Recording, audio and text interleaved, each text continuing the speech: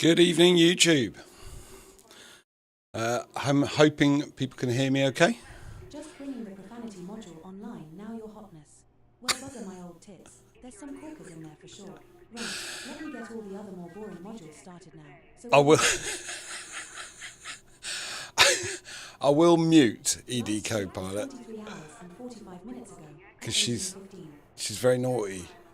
She's naughty. Routines loaded and online. I hope this is going to be a decent session.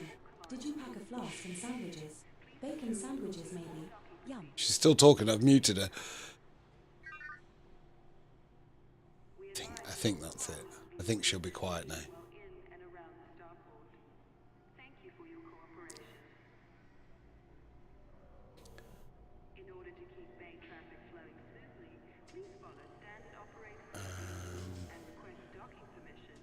I also need to stop voice attack being noisy.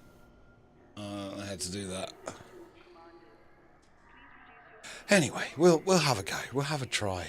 Good evening, Jalfreezy. Thank you for joining me again, 07 Commander. You really are a sucker for punishment. I have no idea why you watch this, but I'm really grateful. Thank you so much. That's a real commitment. How's Elite Dangerous going for you? Are you on Distant Worlds? I don't think I found out whether you were doing Distant Worlds, but I'd love to know.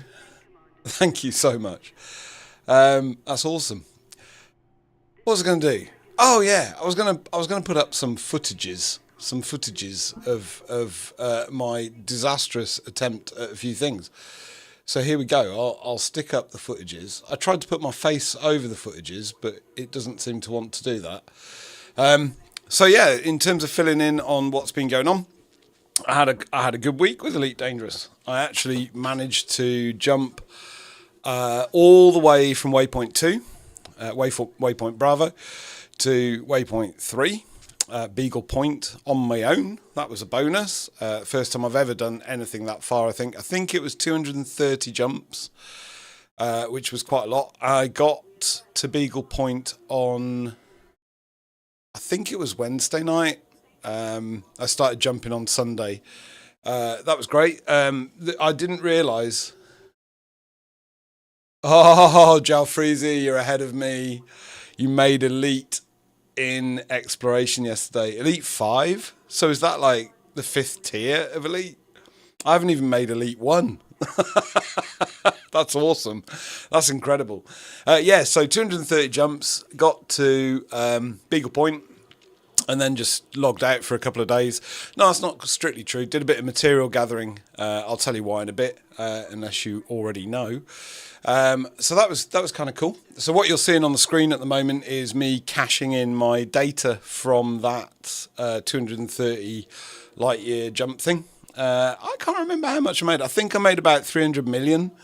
But a lot of the systems on that route have already been explored. So there's very few first footfalls or first discoveries. At the very start of it, though, I did discover an Earth-like world, which is a bonus, and I've got credit for it, which was nice. So I've now discovered, I think, either 3 or 5 Earth-like worlds. It's a little bit up for debate because when I've looked at the logs using what's it called, I don't know, yet another one of the many tools that are out there, one of the log viewing tools. It says I've definitely discovered 4, and then there's a 5th one which is a bit uncertain. I don't really understand why. So Earth-like worlds are kind of cool. I kind of like that. So yeah, got to cash in a bit of that stuff. That was good. Got to cash in a bit of the exobiology. Did get a lot of first footfalls. What I found on the exobiology, I found that a lot of people had obviously scanned the system. They'd landed on planets where there was like 3 or 4 biological signs, but then planets where there was maybe only 1, they hadn't landed on. So I got first footfalls. So whereas you normally get like 1 million credits for bacterium, if your first footfall, you're getting another 4 million on top of that. So actually, scanning a few planets was kind of fun. So credits are really healthy at the moment. For me, bearing in mind I only ever managed to make 57 million ever, and now I'm over 1 billion. Certainly not as good as the community goal at the start. So this is me cashing in my exobiology with Vista Genomics. I think that's what they're called. So it comes up on the screen in a sec, I think. Takes a while to load, eh? I suppose there's quite a lot of data it's pulling from a log, which is fine. That's fine. So I can't read that. My screen's too small. But there was that much money, and then there was all these first discovery things, and they kind of pay off. I could have done more, I'm sure, but you've also got to make progress if you're trying to get to a waypoint at a certain time. And then once I reached the waypoint, where Beagle Point, which is where I am now, I then went out to get some materials. And the reason for that is what's going on tonight. So tonight there's a few things going on with Distant Worlds 3. I can't take part in some of them, which I'll explain. But the thing I am going to do is I'm going to try and get to Salomae's Reach, or Salomae's Reach, as some people call it, which I believe is sometimes, but not always, the furthest point from Earth in the Elite Dangerous Galaxy of 400 million or billion stars. So that's my plan for tonight, is to do that. In the lead up to that, I got to go buggy racing, which was a disaster, quite honestly. I had a bit of a disaster with the buggy racing. So today at 10 a.m. UTC, there was a bunch of races. Rendezvous Rally, I think it was called, arranged by Commander Greaves, but probably other people too. So thank you very much for that, folks. It was awesome, and I've got a bit of footage which will come up in a minute. I don't know how to speed this up and get through this. There's probably a way. Can I? Oh yeah, look, I can nip forward. There we go. We'll scroll forward a bit, because that's just me trying to make my ship lighter so I can actually get away. There's the Mandalay. Applied a paint job. Thought I'd get a bit flash now. I thought that'd be a bit of fun. Got a ship name. I've named all my ships now. So the Mandalay is named Heart of Gold after Hitchhiker's Guide to the Galaxy. As is all my ships are named after things in Hitchhiker's Guide to the Galaxy. I can't remember what they're all called now. I've kind of forgotten. I had them written down. I've lost it. Once again, the brilliance of YouTube is, the broadcast is phenomenal, isn't it? Got bits of paper everywhere, me.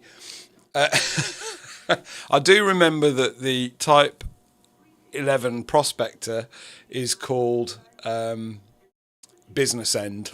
There you go. If you know your Hitchhiker's Guide to the Galaxy, you'll understand that. So there you go. There's me racing up that mountain. I have edited and cut this footage because, quite honestly, it's it is quite long. It took quite a long time to do. I don't understand OBS. Got a Zammy Whoop? No, I haven't got a Zammy Whoop. No, I should have a Zammy Whoop. No, I haven't. Business End's there. I haven't got a Slarty Bart Fast either.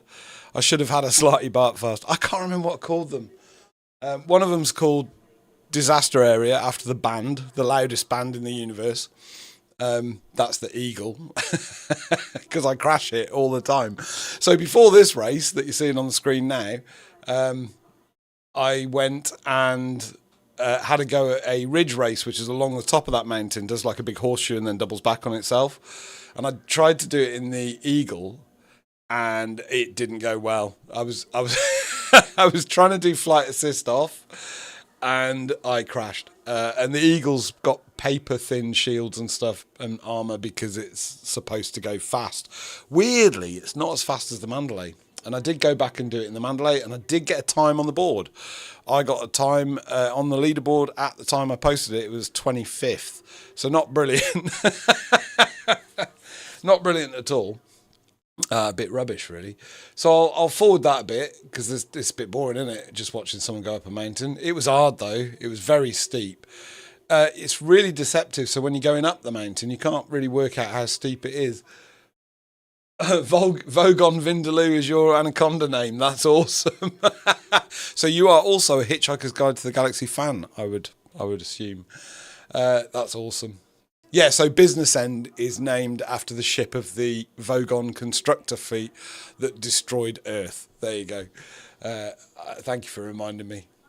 I can't remember the names of the other ones.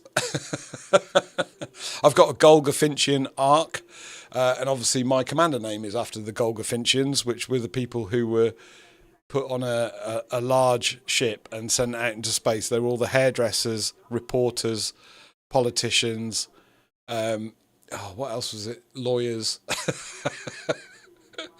Love Douglas Adams.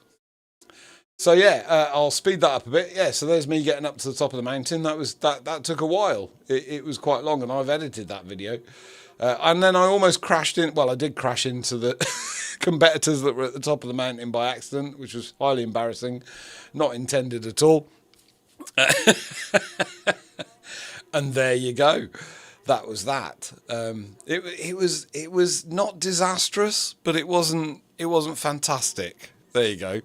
I got a time on the leaderboard. That was fun. That was fun. What else has gone on? I've got notes. I've had to make notes because it's been such a busy week this week. Really busy. Really busy week. With Elite Dangerous. There was some stuff I missed out on. So because I jumped to Beagle Point a little bit early, I missed out on searching for a Type 9 spaceship on the route. I'd already gone past where it was, and I didn't fancy going back, quite frankly. So that was fun. Yeah, so there we go. That was all right. So I missed out on searching for the Type 9 lost in space, but apparently they found it. Oh, this has gone. Something's not right here. It's gone a bit funny. Yeah, so that I missed out on that, and I felt bad then. But I'd already left. I was already halfway to Beagle Point by the time that the shout went out to go and look for this ship that was lost in space.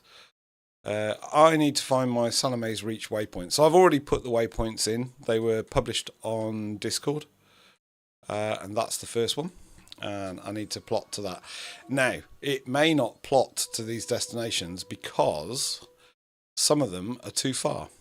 So that one is going to do it in 13 jumps to get there, just to get to the start. Wow. Because I'm not exactly where I need to be, I don't think. That's fine. And then there's the waypoints plotting out to Salomae's Reach. So that's my plan for tonight, is to go and do that. Now, I think people are doing that as a group thing, but I'm not, because they asked us not to stream when we were doing it, and because it slows down the servers. So I'm just doing it on my own, really. Sorry, scratching my nose. There was something else I was going to do before I left, and it was really important. I think it was work out my limpets. I'm a bit confused about limpets. I think I need repair limpets, and I don't have them, and I don't think I'm going to be able to put them in.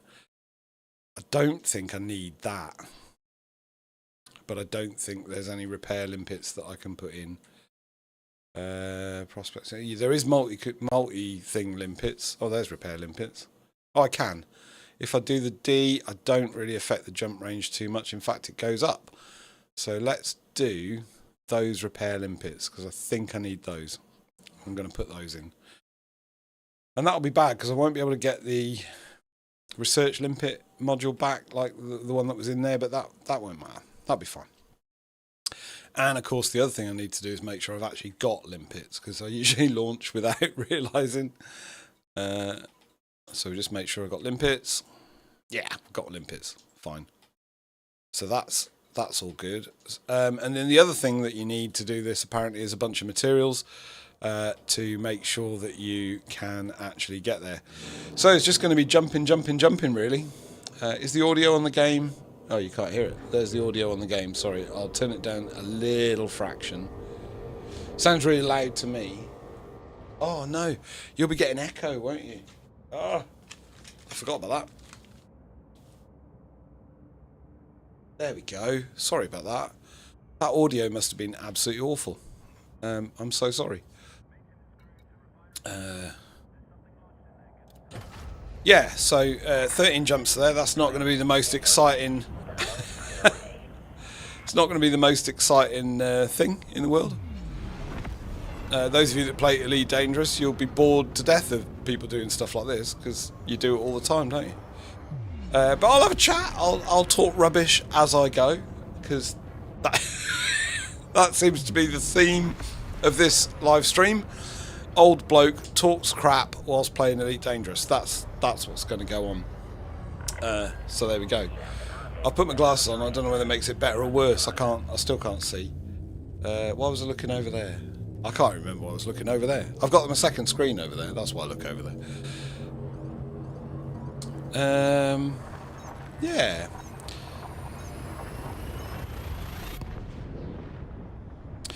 So some other stuff that's going on that I'm sadly not going to take place in. Tonight there is a memorial service for Chiggy von Richthofen.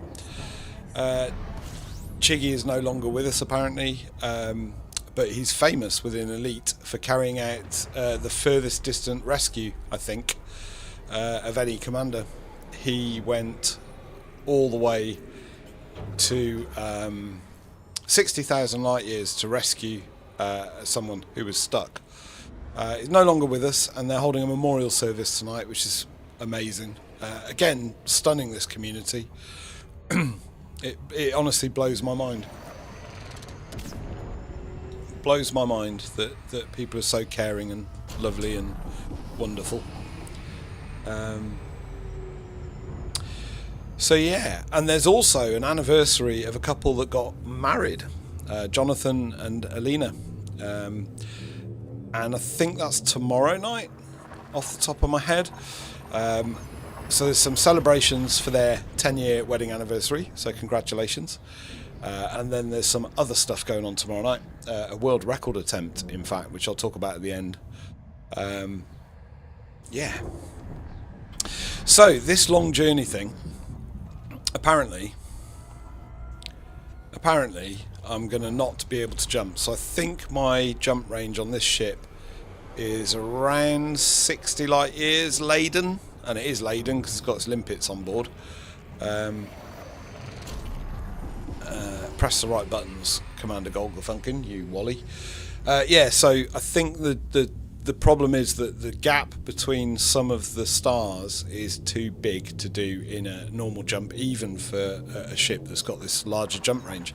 So you have to synthesize. Excuse me. You have to synthesize an FSD boost injection, or its slang name, Jumponium, which I really like. I like that it's got a nickname. I suppose if a game does go on for like 10 years, then it gets its own kind of life. The other thing I've realised while I've been playing Elite is I haven't played Elite. The big revelation is, despite playing for 9 years on console, I don't think I've actually played Elite. And I say that because every time I'm playing now, because of the Discord server and because of people arranging races and all this other stuff, I've realised how much of Elite Dangerous I've missed out on. And for me, the game's become alive because of the community. It honestly, it's blown my mind, and I had no idea. No idea. Now, I have seen some comments that the community is a toxic community. That is not my experience. I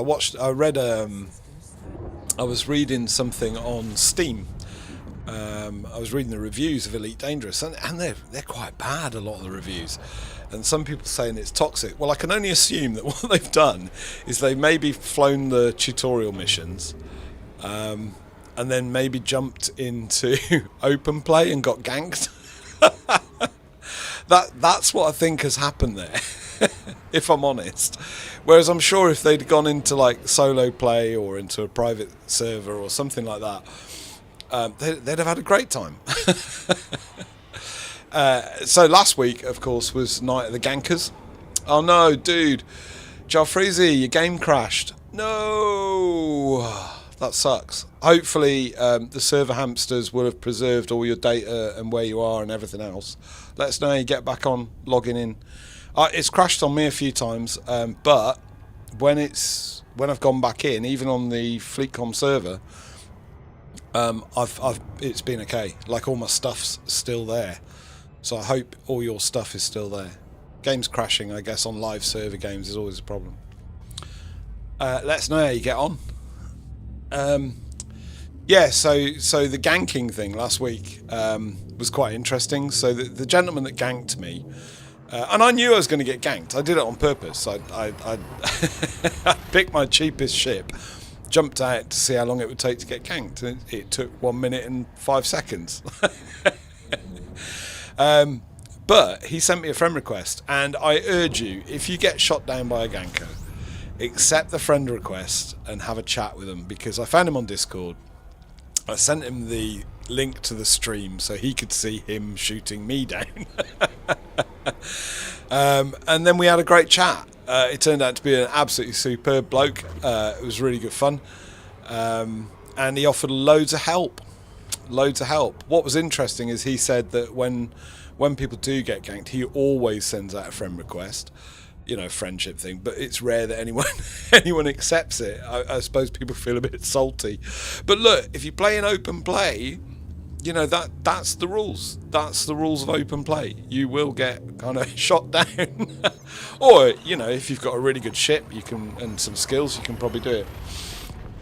Yeah, it does happen now and again, Jalfreezy. I don't know why. I guess the servers will be under some pressure tonight, I guess. As I said, there's the memorial at Von Richten's rescue. I'm sure that a lot of the 8,000 people that are signed up, or the 8,000 plus people that are signed up to Distant Worlds 3, a lot of those people will go. And I would have gone, but because of the live stream and stuff, it just wasn't really possible for me to go and do that. Am I here? Am I where I'm supposed to be? I think I am. Have we done 13 jumps already? That's mad. Right, and I haven't been scanning systems here, which is bad, but I'll scan them on my way back, because otherwise it'll be very boring it'd be boring anyway, probably. Extra boring. So I think I'm at first waypoint. Running man, no, that's not that. That's the wrong one. Salomae's Reach, waypoint 1. Let's just double check. So Maya thingy. Am I there? I think I'm there. So if I go for waypoint 2, apparently there's a big gap between some of these, and it may not plot the route. It may, when we go to jump, it may say that we can't do it. Just to show people. Well, that's weird. What on earth is going on here? No, I'm not I haven't done 13 jumps. What's going on here? That's not right. I thought I had all this prepared. I was going to be good as gold.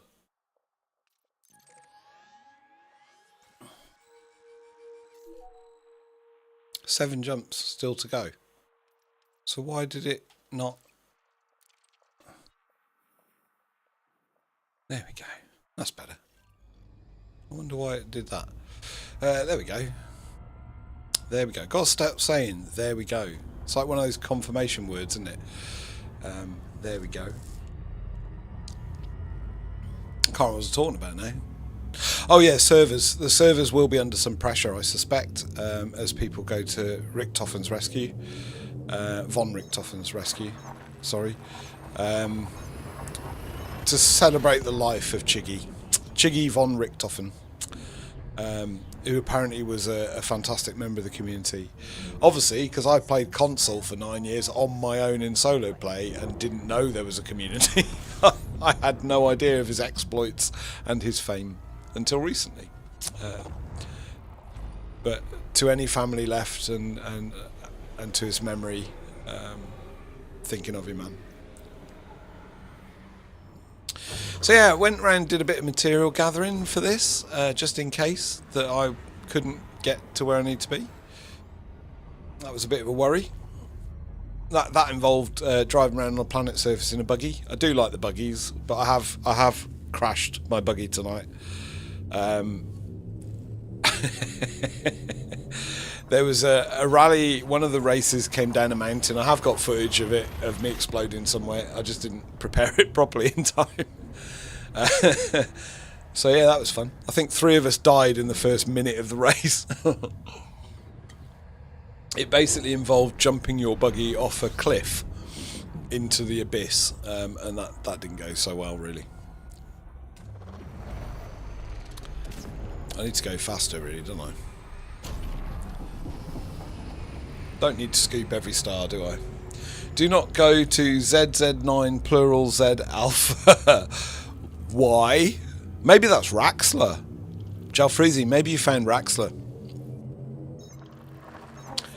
I might have to make a note of ZZ9 plural Z alpha and then go there. If you're new to Elite Dangerous, there is a legend of Raxler. And nobody knows what Raxler is. It could be a dimensional portal to another universe. It could be a planet. It could be anything, really. I don't think anyone really knows. But it's mentioned in a book called The Dark Wheel, I think, which is a fantastic novella that's shipped out with Elite Dangerous.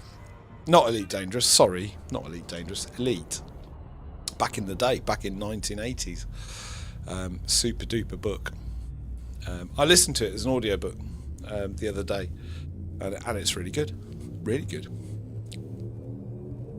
So come on, Jalfreezy, why don't go to ZZ9 plural Z alpha?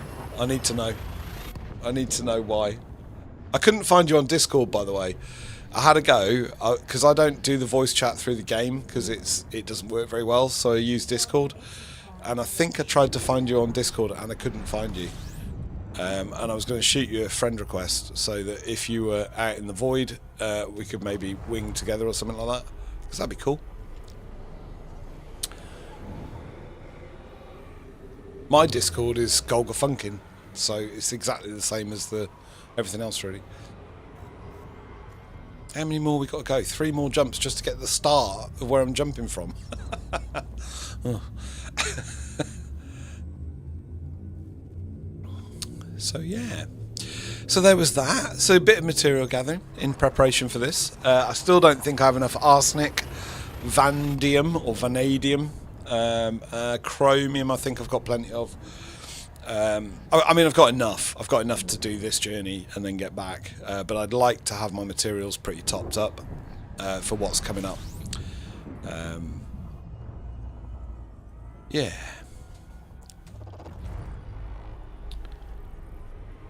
So the other thing I had a bit of an issue with is I don't understand how an auto field maintenance unit works. Like, I kind of get it, but I damaged my hull out in space and I could not repair it. Ah, that's where Beeblebrox picked up Mr. Dent. Got you. Yeah, sorry, that was that. I'm impressed by that reference because I can't remember that level of detail. All I can remember is that digital watches seemed like a pretty neat idea, and most of humanity shouldn't have come down from the trees. that's what I remember.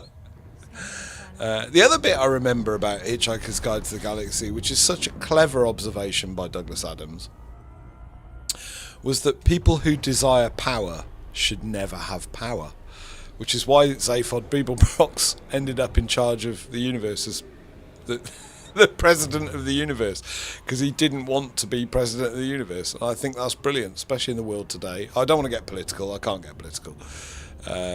It's a turn off for some people, isn't it? But yeah, I remember that. I'm pressing all the wrong buttons now. Next jump. So we'll be at the start on the next jump. There we go. You really know your hitchhikers, though. That is impressive. Like, properly impressive.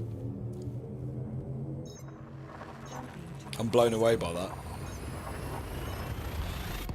Arthur Dent. Maybe I should do this in my dressing gown, like Arthur Dent, with a towel.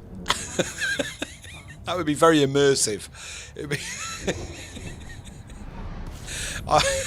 I'd like to feel like I was in Hitch. I mean, it's pretty miserable though for Arthur Dent, isn't it? He didn't have a good time. Right, I'm here. I'm here. I'm here. I'm here. Am I gonna FSS scan? No, I don't need to. Right, let's work this out. Will it plot the course properly, or do I have to target it? I suspect I have to target it. I don't think it'll do the plotting thing properly. I think I'm gonna have to target it to get like one. So if I do that, how do you target? So if I target the system, set the target, then it'll tell me I don't have enough fuel to get there, I think. That's my understanding. And I do have enough fuel for that one. So that one's okay. So I think we have to manually target them. You got the original radio scripts. Cool. Did you ever hear it on the radio? Because I loved it on the radio. I absolutely adored it on the radio. I think I actually found a link to it. It's on like an archive site. The whole series, the original broadcast, and I love it. I love it. The TV show was good, but the radio broadcast was definitely better. I mean, Douglas Adams wrote it for the radio, didn't he? It was originally a radio comedy or a radio script. Yeah, and the voice of the guide is a voice that I just love, and I can't remember the actor that did it, which is terrible. But then I have a terrible memory. I've got 3 brain cells, so I don't really remember anything about anything really. I'm really bad. As I've got older, it's got worse. I'm getting a bit concerned about it really. I have a terrible memory for dates and names. Everything else is kind of okay, like things that happen and stuff. I'm reasonably okay. Oh, that's not far. We can just plot that one, surely. It's only 37.8 light years. There we go. That's all right. Just do that one. No issue there at all. Yeah. So yeah. The memory's getting really, really bad. Really bad. Yeah, so the other thing I'm trying to work out is auto field maintenance units, because when I was trying to race along the ridge of the planet, I crashed and I ended up with like 30% hull, and I tried to use the auto field maintenance unit to repair it and it didn't, so I think I need repair limpets for the hull.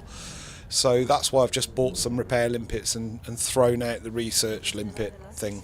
I don't think I need the research limpet thing unless we come across alien life.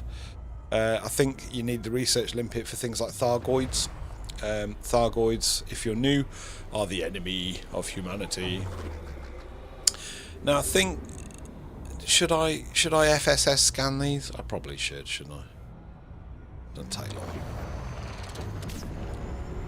I wasn't particularly going to do FSS scanning, just because it's probably not the most exciting thing to watch, is it? Here's a bloke doing some scanning. There's only 10 planets, 10 bodies, so it won't take long, will it? It'll be all right. Think of the lovely moolah. But of course, none of this will be a first discovery. It's all been travelled quite a lot, I think, by people. Certainly by the Distant Worlds team. They've scouted it all out and given us lovely, route to follow. And the amount of effort that's gone into Distant Worlds 3 is mind-blowing. They've even produced a PDF magazine. It's on episode 2 now. That's stunning. Absolutely stunning. I can't get my head around it. The racing, the planning, the organisation, Meta Elite and the stories and the kind of like role play element. It really is just an amazingly, mind-bogglingly huge project, really. And all run by volunteers with no vested interest, nothing to gain from it other than producing something amazing for the community and wanting to be part of it. And again, thank you. If anyone comes across this, I don't really publicise it. It's for me, innit, really. But if anyone does come across this and you are on the team that organise stuff, why has it lost my thing now? Thank you so much for all your hard work. Yeah, it's lost the... Didn't like it, does it? Didn't like it out here. Yeah, thank you so much for all your hard work. It's been very appreciated.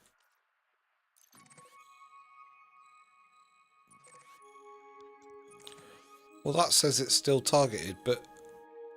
Or am I already at waypoint 3? I am.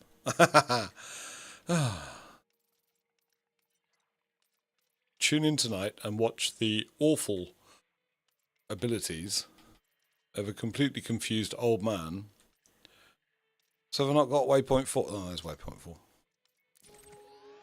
I did kind of pre-program all these. Should be able to do that.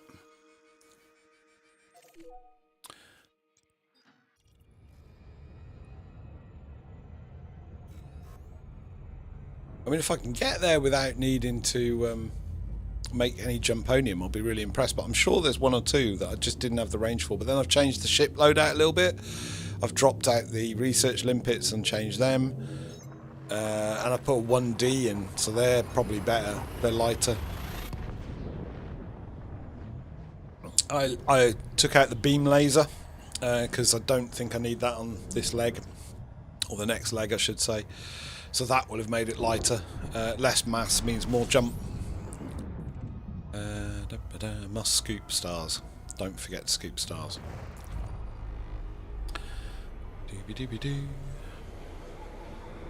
So yeah, if anyone from the community that's organised Distant Worlds 3 comes across this, heartfelt thanks for your work. It is an enormous amount of work that you guys put in. From the website to the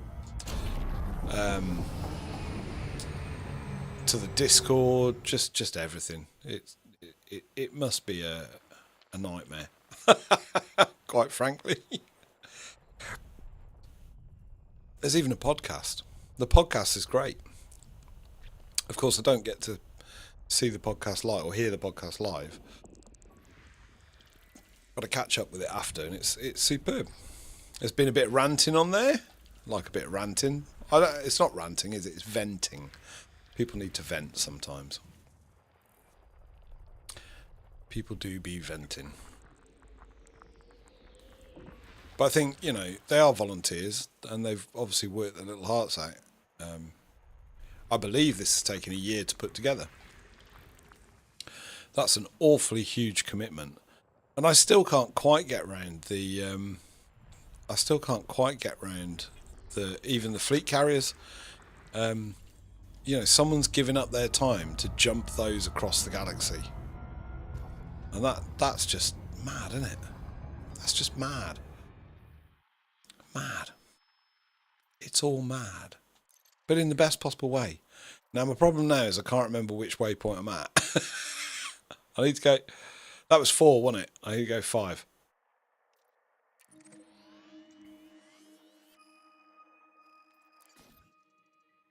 Now, this one, look. Will it plot a route to there? Huh? Yeah, it will. 56.7 something light years.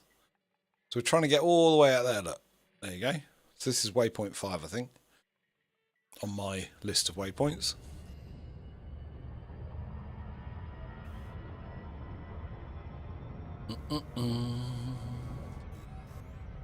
Yeah, it's just blown my mind that people have put all that effort in. So tomorrow I think I'll be coming back from here. I won't be doing it tonight. I'm going to need to be on the fleet carrier for Sunday night because I'm working away Monday, Tuesday, Wednesday, Thursday. So I won't get back home until Friday. I will miss everything. So I'm going to jump on the fleet carrier hopefully Sunday. Just because there's no way I'll be able to catch up, I don't think. I could do. Which means I'm going to miss out on another quite important thing that I kind of signed up for and wanted to do. 29 bodies? Naff off, not doing that. I'm not scanning 29 bodies. I'm going to miss out on the search for Earth 2. So whilst we travel to waypoint 4, is it? We're on waypoint 4 now? We will be, or the fleet will be, looking for another Earth-like world, or many Earth-like worlds. And I think there's a bit of competition going on with that. I did read the thing, and I didn't understand it because I'm not very bright. I wish I could see which place I'm at now. GKC D14O. Right, that's where I am now. So I want... that was 5. Yeah, I want 6. There you go. Yeah, so I'm not going to be around, which means I'm going to miss out on the next leg of doing. There we go. Route unavailable due to jump range. Here we go. So this is what we need to do. Now I don't know how to do this because I've never done this ever. So we can't get the jump. So we've got to synthesize. I can't even say that word. I'm going to slow down. Synthesize the material of jumponium. Now I could really do with knowing how far that is. I don't think I need a lot more fuel. If I synthesize the easiest one, it's 25%. So we've got 3 options here. That will take 1 carbon, 1 vanadium, and 1 germanium.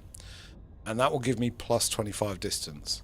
If I go standard, it also adds cadmium and neobium. And that will give me plus 50% distance. That will definitely do it. Premium gives you plus 100% distance. I don't think I need that. And of course it takes up more rare materials. And you can see I've only got 6 of polonium. So I don't want to do that.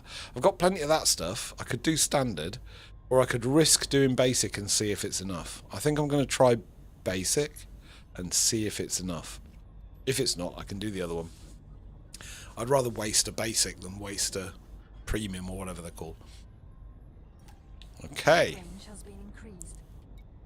So now, can we jump to it? Yes, we can. 66.32 light years. So not huge. Some people have got engineered Mandalays that will do 75, 80, 90 light years. They're probably stripping out all the shields though. I need shields. on account of being a really bad pilot. I need the shields. I have to take my glasses off, can't see. I don't know whether that's worse or better. I hate getting old. Getting old's rubbish. It just sucks. Especially with the eyesight. The eyesight's the one I notice the most with. Everything else is kind of okay. Like my legs work, my arms work. Other bits seem to work okay. But my eyes, my eyes are getting bad. And the price of glasses. I can't believe the price of glasses. It's expensive. Right, I've forgotten where I am again. Is that the next one? That's the next one. I should be able to make that one. 53.6 something. I'm well within my limits there. That's cool.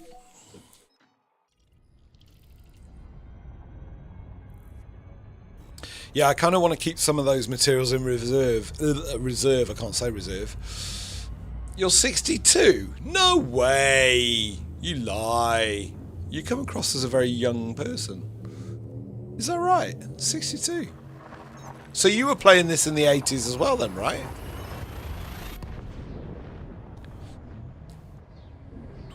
I mean, I should give you a compliment now and say you look younger, but I can't see what you look like, so I don't know. You text younger.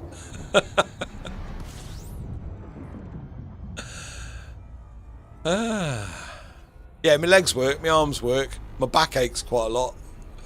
I did suffer from sciatica for a really long time, like 12 years. It was awful. And my chosen profession was as a canoeing coach, and it meant I couldn't get in a boat, which was kind of bad because that was my job. Weirdly, I think kite surfing sorted it out. So I had a business selling kite surf kites and teaching people to kite surf and kite buggy and things like that. And while I was doing that, that really sorted my back out. And it's not been too bad since, but recently I started to get some twinges because my job now is different. I have to sit down and deliver like online training quite a lot of the time.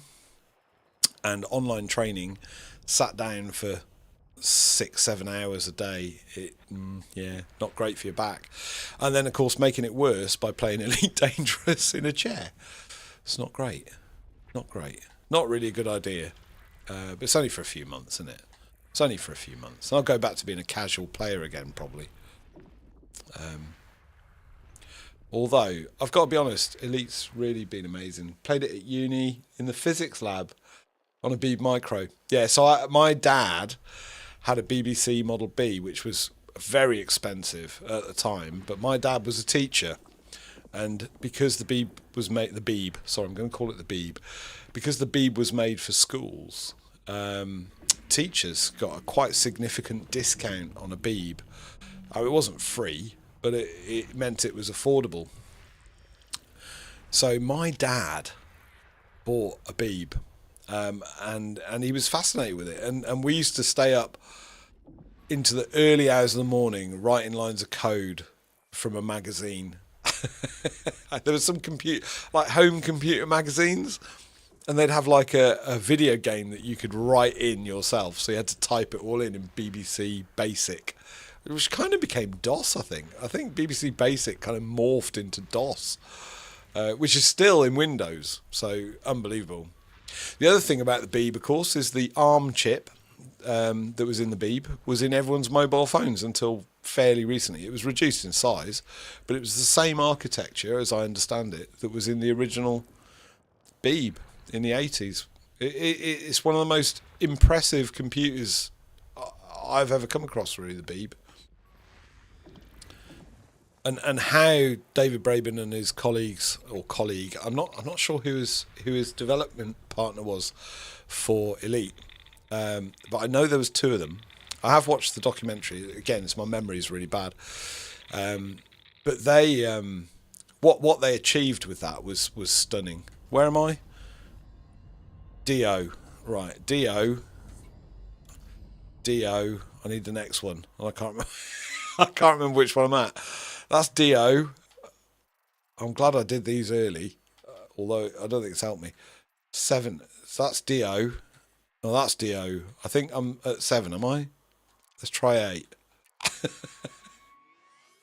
Yeah, it's 8, isn't it? Yeah. So I was very, very lucky at the time. As a child, I probably didn't feel lucky. Will it tell me how far away that is? 82.68 light years. Now, is that because I've missed one out? Have I? That seems like a long way. Is that correct? So that's RGYDO. Right. RGYDO. RGYDO. Yeah, I might have missed one out.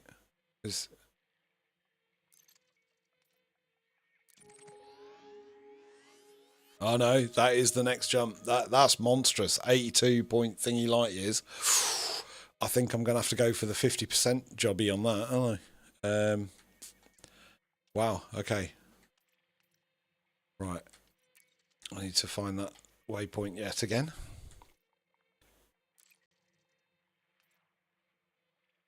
Yeah, that's the one.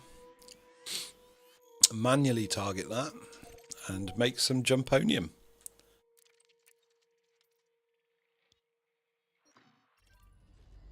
Scary, this. Yes, I felt very lucky. I was very fortunate to grow up in a home that had a BBC Model B. It's a big deal, isn't it? It was a big deal. Like, the cost of that computer must have been astronomical, even with a discount as a teacher. But to be fair, my dad really enjoyed it. Like, he spent so much time on it. And but that whole thing of just like every night doing code, and then what would happen is you'd make a mistake on line 895, you'd miss out a comma, and the reason we used to stay up all night was trying to find trying to find the mistake. That's crazy when you think back to it. Or loading Elite on a tape. At one point, my dad bought a floppy disk drive, and it was a proper floppy disk drive with like the big, what were they, like 3-inch, 4-inch discs, something like that. That made a big difference. Oh, there's a frame shift wake of somebody else travelling there. So that made a big difference. You could load a game much quicker then. So Elite was one of my favourite games. I never got to Elite. I think, well, that's not strictly true, because the other thing that happened in the 80s, there was a bunch of cheat codes going around. And I think I might have had a cheat code for it. Because I just couldn't make any headway in the game at all. Docking, I remember, was particularly difficult until you got a docking computer. But what Braben and his team achieved, or his colleague achieved in that thing, was stunning. Oh, there's somebody else here. Who's here? Oh, it's a couple. Look at that. Woohoo!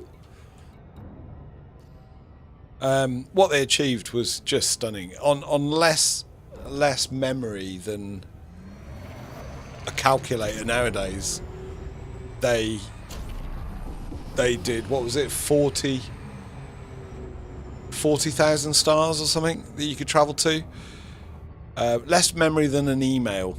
I mean, that's just mind-blowing, isn't it? Less memory than an email. They managed to do 400,000 stars or 40,000 stars that you could visit, and a trading system that was, complex. And I think it was the first true 3D game graphics, although they were vector graphics. I mean, it's just mind-blowing. And I didn't know Elite Dangerous had happened, so I missed the whole Kickstarter thing. I didn't realise it was happening at all. My sister's partner at the time, we were chatting about coding and games and things from back in the days into retro games. And he told me about Elite Dangerous. And I was like, really? And then it was available for console at the time. And I was mind blown. Mind blown. And I still am. I still jump into this game that's now 12 years old or whatever it is. 10 years old, 12 years old. And it still looks good. And it still plays really well. I know it's got its faults. I know some people don't like bits of it. I know it's grindy. I think it's got less grindy, to be fair. Credits seem more available now than they used to. I certainly had problems getting credits for 9 years. So I think it's probably a bit less grindy. See, I've done this thing now where I can't find the other planet, so I'm going to have to cheat.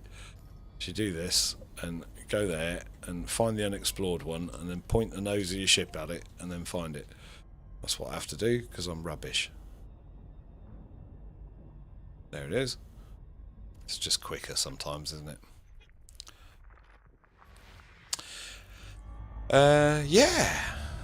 Yeah, so the grind of Elite Dangerous, I get it, I understand it. I have felt that pain more than anyone, probably. Is that where I'm supposed to be going? I don't think that's where I'm supposed to be going. It's lost its little tag thing. I have to go through all that again now. Oh no, that's where I am. Which number was that? RGYDO. That's RGYDO.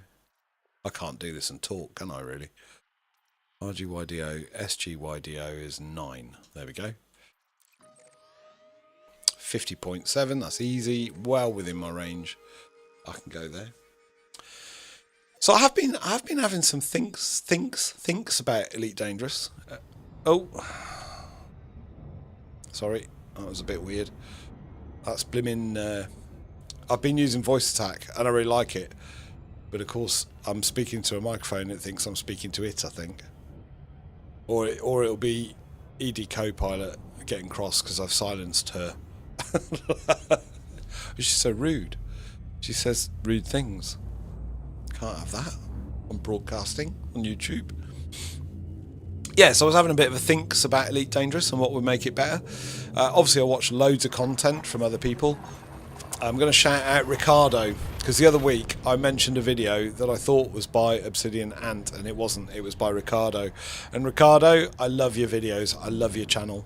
So check out Ricardo if you never have.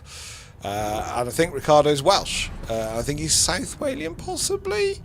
And of course I was born on the borders, so I'm now a huge fan, Ricardo. I was always a huge fan, to be fair. I was listening to you before and watching you before. And of course I watch Yannick, the Amex, who always makes me laugh. What am I doing? I forgot what I'm doing. Oh yeah, doing that. Always makes me laugh, does the Amex. And it's really interesting with the Amex, because the Amex speaks a lot of sense. There's a lot of things he's not particularly happy with. And I get it. I get it. Am I here? Is this where I'm supposed to be? I haven't got any more waypoints. That's where I am. So where am I supposed to go now? I better explore it. There we go. That's what I have to do.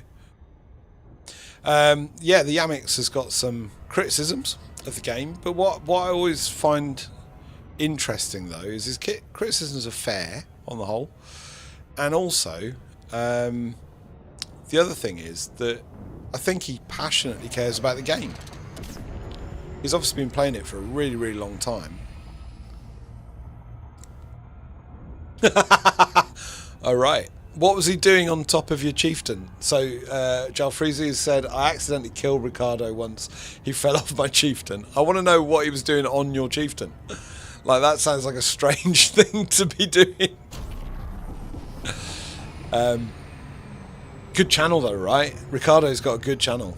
I like Ricardo's channel.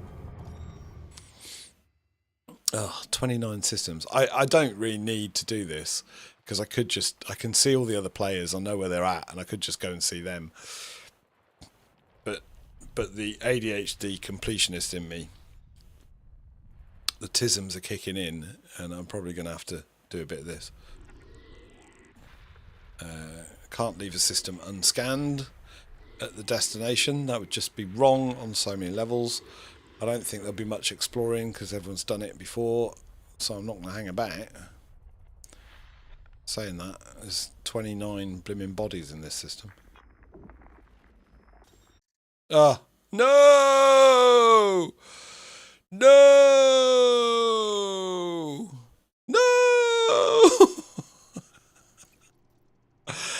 The server hamsters are struggling as more people drop into the instance. It's gone bad.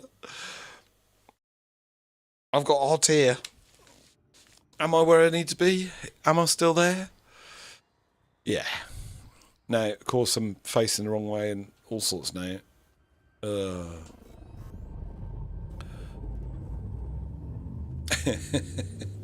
So I got crashed too. What are we talking about? Ricardo? Yeah, I want to know what he's doing on your ship. Giving him a lift on a live stream. He's drop into my live stream. We can have some shenanigans. That's awesome. Love that. That's the crazy thing about the community, isn't it? Really. I'd like to hang out with Ricardo, I've got to be honest. He strikes me as an amusing gentleman. I think he's kind of fun. The Amex is fun. Obsidian Ant, huge fan of Obsidian Ant. There's loads. I've been watching other ones too.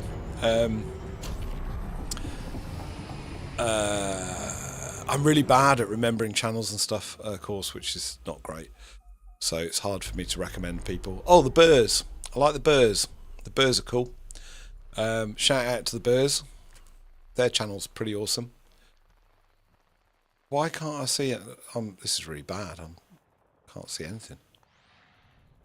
I'm going to have to drop out of this and drop into the other thing and all sorts to get this done. It's going to take me weeks. Find the major body. That helps. Oh, I bet that's blimmin' asteroids. Oh no.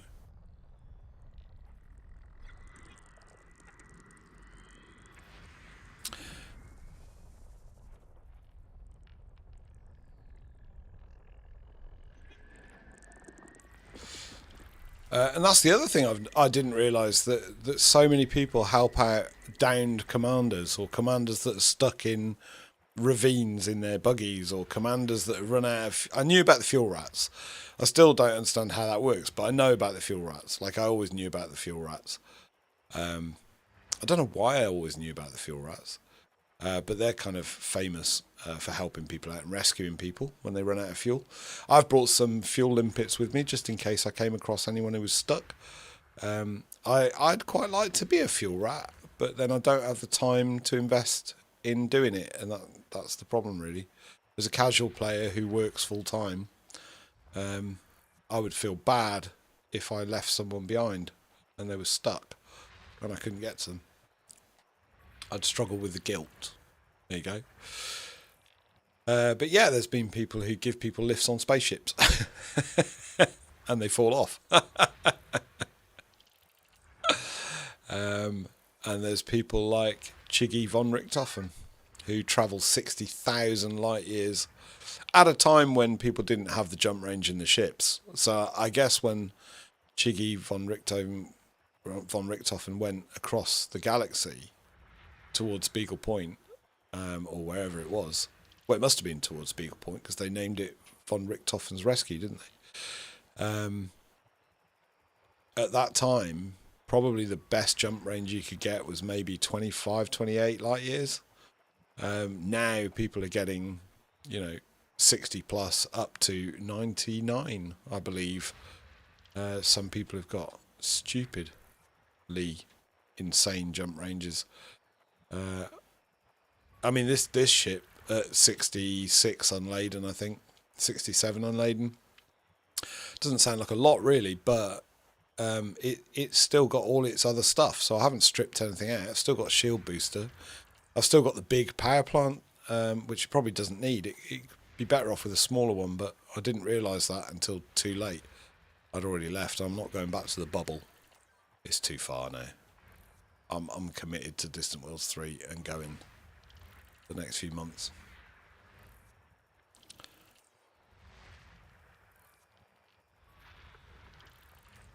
But yeah, the BBC Model B. Happy days, fond memories. My dad got so good at coding the BBC Model B that when it was time for me to do my driving test, aged 18, he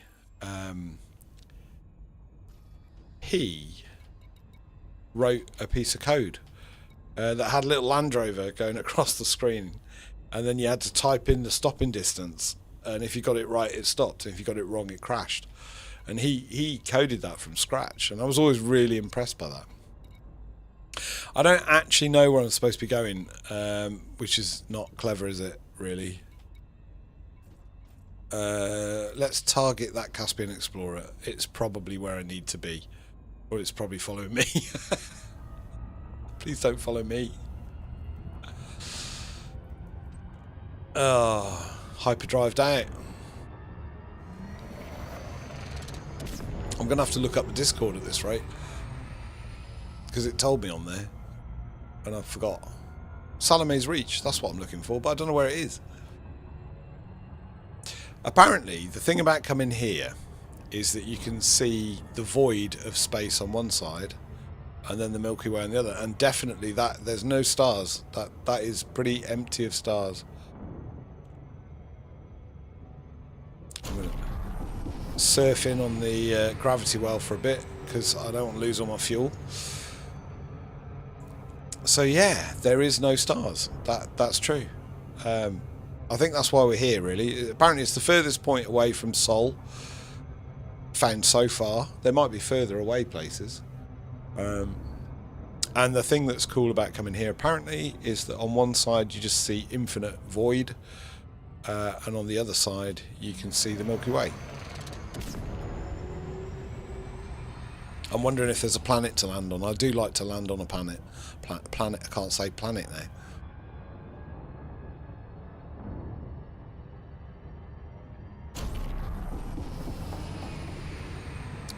I'm only going towards this because there was other ships, but now there's nobody there.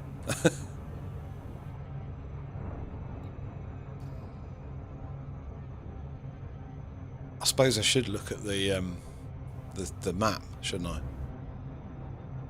I'll do that in a minute.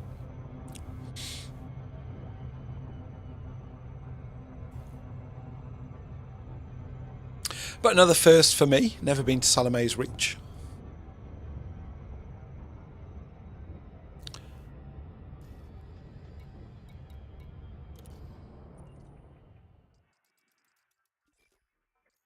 So everyone seems to be hanging out over here.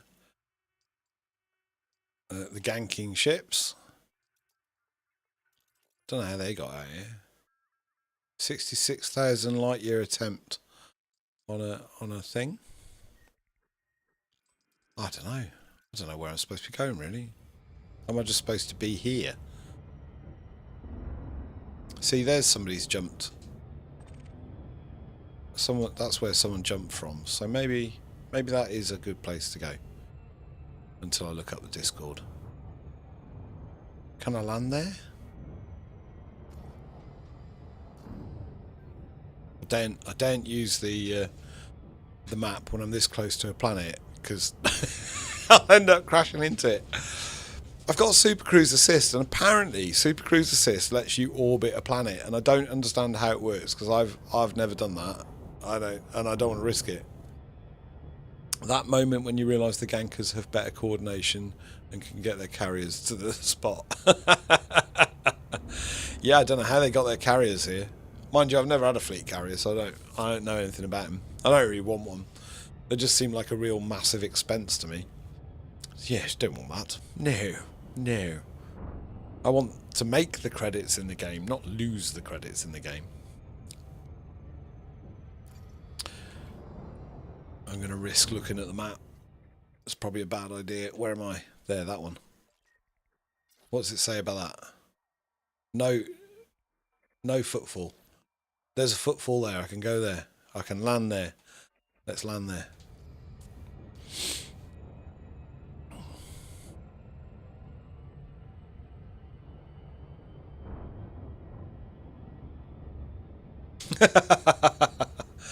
Where's your local chemist? Jalfreezy said the local chemist is further. My good grief, where is your local chemist?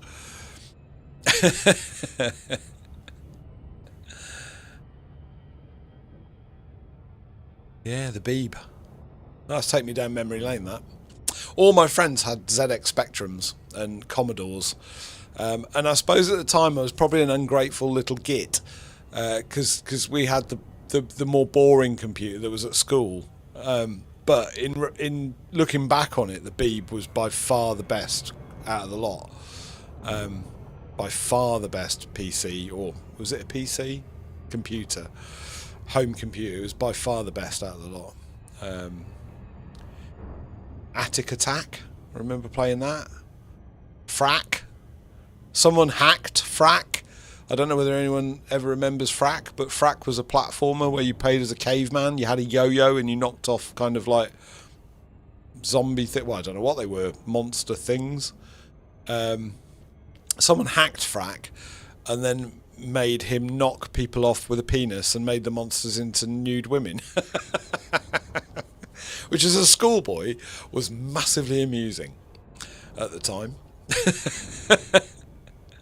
I think my sister's still got the Beeb, and I think she's probably got the tapes and the discs as well. And poor sister if she comes across the hacked version of Frack.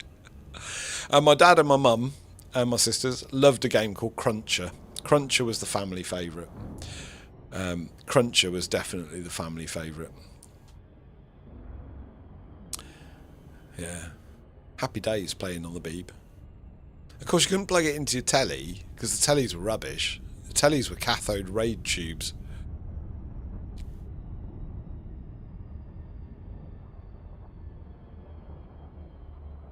Going too fast.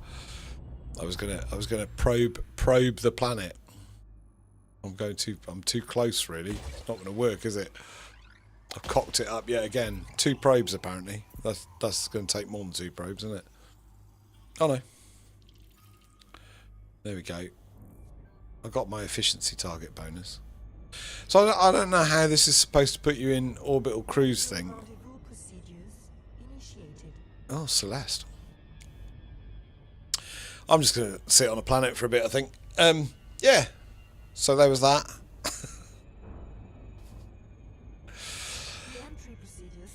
Yeah, what I was trying to say was I was thinking about Elite Dangerous, considering Elite Dangerous, and just generally thinking about Elite Dangerous. Is this a high metal content world? That'd be helpful. I could go and get some stuff. Rocky world with little no... Oh, it's rubbish. I need to naff off out of there. Quit that. Bad idea. Oh. And then press the wrong button. Yeah, so the cool thing about being here, apparently, is if you look that way, you see the Milky Way galaxy. And that is correct. I can see that. And if you look that way, you see nothing. And that is true. So you really are out here, aren't you? It's got to be a photo op here. I don't want combat mode. What am I trying to do? Too many keys. Too many buttons.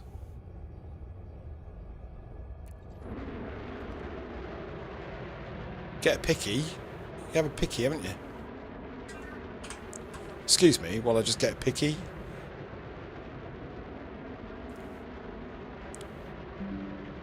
Yeah, there we go. Got to get a picky.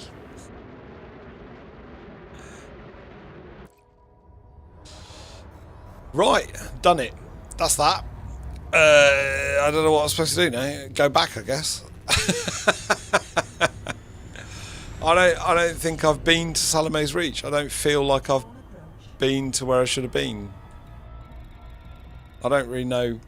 Is it a place? Is it on a planet? Or is it just here?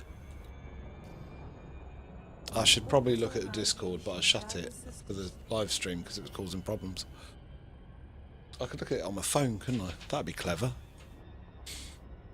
But then it'll take me half an hour to find the right bit of the Discord because I find Discord massively confusing. There's just too much information on Discord, really, for my little brain to cope with. So, Distant Worlds 3 announcements. I know it was on there.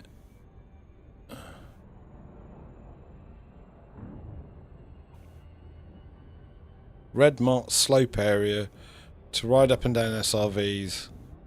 Blah blah blah. Well, what's the coordinates?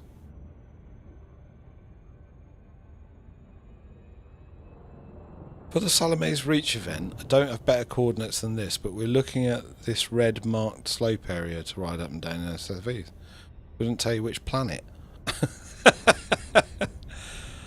Ah.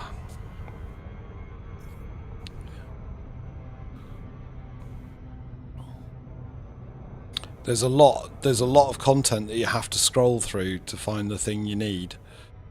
That's and that's just on the announcements.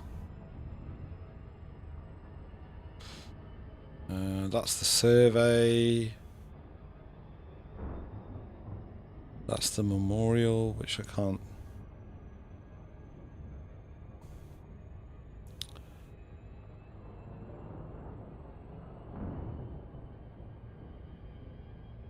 That's about the Type 9 ship that got lost. Gosh, there's so much. Mass jump. Can't find it.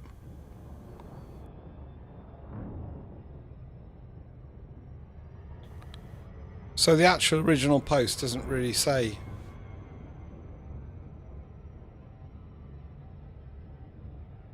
It just says, the view from this location is spectacular.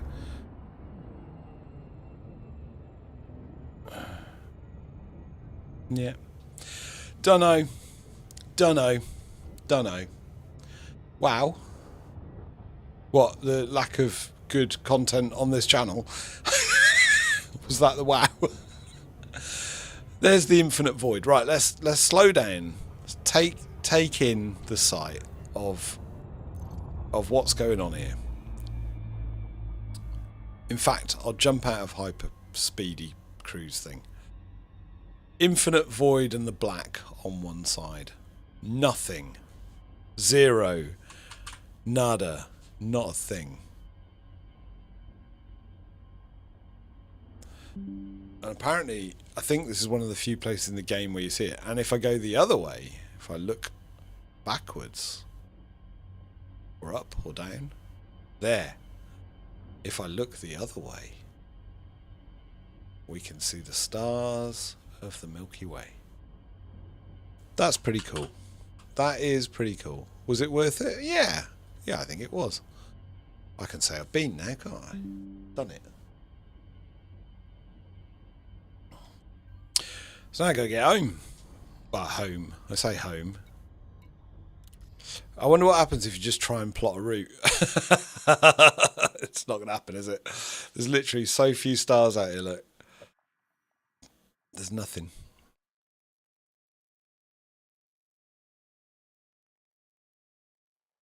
I wonder if it would. I've got to know. I've got to know if it would plot a route. I'm probably not going to go that way. No, insufficient jump range. I'm probably not going to go that way because I don't trust myself to get it right. I go back the way I came. Maybe scan the ones that I didn't scan. I need to get back on the fleet carrier. That's what I need to do, because if I don't, because I'm working away next week, I will fall behind a long way. That will be bad. That'll be bad. Yeah, so I've been thinking about Elite Dangerous, and I was thinking about racing. And I was watching Ricardo and Yamix and Obsidian Ant, the Burrs, and the podcast from Distant Worlds, and listening to Alec from the buckyball racing kind of thing and all that. And lots of people really want racing. And I've been thinking about racing. And it reminded me of sailing. So I used to teach dinghy sailing, little boats, not big boats. I'm not posh. Have I scanned this? Yeah, done that. And one of the things about dinghy sailing, how that used to work with races, is you went out and you put out marker buoys. And I was wondering how difficult really would it be for the devs to just invent, like we do Olympics almost, but marker buoys. They wouldn't even have to last that long, would they? They could just be there for a day, or till the Thursday tick, when the servers do whatever they do. I don't really understand the Thursday tick. It sounds like I know what I'm talking about. I've got no idea. That was 9. That was 8. That's 7. That's where we need to go. In it.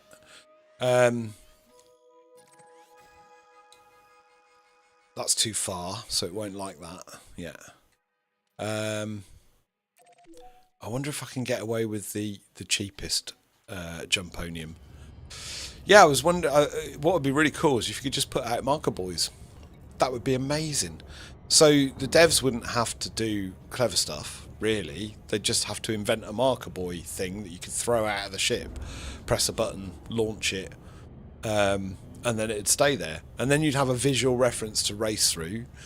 The start and the finish could be like, you know, just like this, really. When you're doing this kind of stuff, it could be done like that. I'm going to go for the cheap one and see if it'll do it. Don't think it will. Yeah, it'd be cool, because then you could put the marker buoys out from the ship, or from foot, or from SRV. and you could advertise your race. They'd stay there until the next tick. Oh, it was so close. So close. I've wasted some material there, haven't I? Never mind. Yeah, they could stay there until the Thursday tick. You could advertise your race. Everyone could go and get a time. That'd be amazing. And it would save the developers having to create a special space in space. They wouldn't have to do anything. The community would do it all. So I think that's what should happen. I think there should be the facility to launch marker buoys from your ship, from your SRV and from your suit. And then you could set a course and other people could do the course. You could also do orienteering events like that in space, which would be quite cool. That'd be very cool, actually. I hadn't thought about that. Yeah, so next week I'm going to miss out on the search for Earth. I did a bit of research though. I read the post. Apparently it's all to do with boxels. So I went down that rabbit hole. I'm such a nerd. I went down the boxel rabbit hole.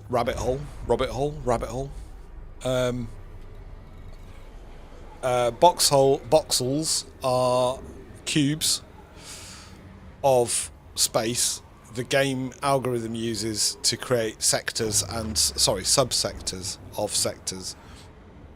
And the way that the search for Earth will happen, or the mapping project's going to happen, is people are going to go to a boxel and they're going to search a boxel.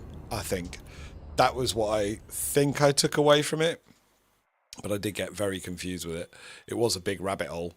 There is a thing called EDJP, Elite Dangerous Journal Plotter, Journey Planner, something like that. And that helps you do it. That's my understanding. Oh, I'm already at 7. I need to go to 6. I numbered all these, and then forgot that I probably wouldn't remember which number I was at, which was silly. 53, we can get there without any jumponium. That's all good.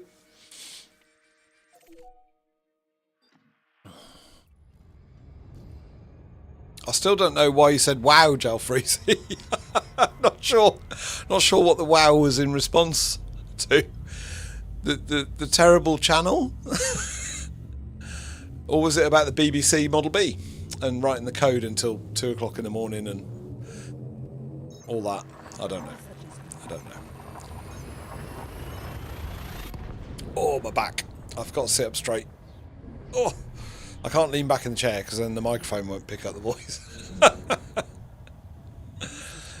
Voice attack's probably going mad with me speaking into the mic like this.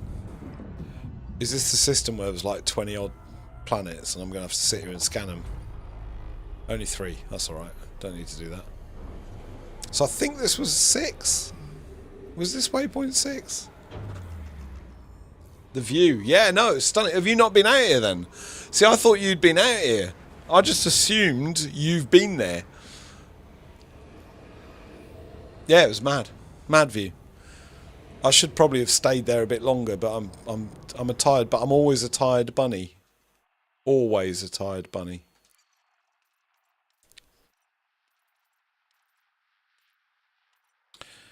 Oh, it does tell me where I am. How useful. Bottom left. I've just noticed it. So that is waypoint 6. Yay. Awesome. Probably not going to make this in one. I need some jumponium for this.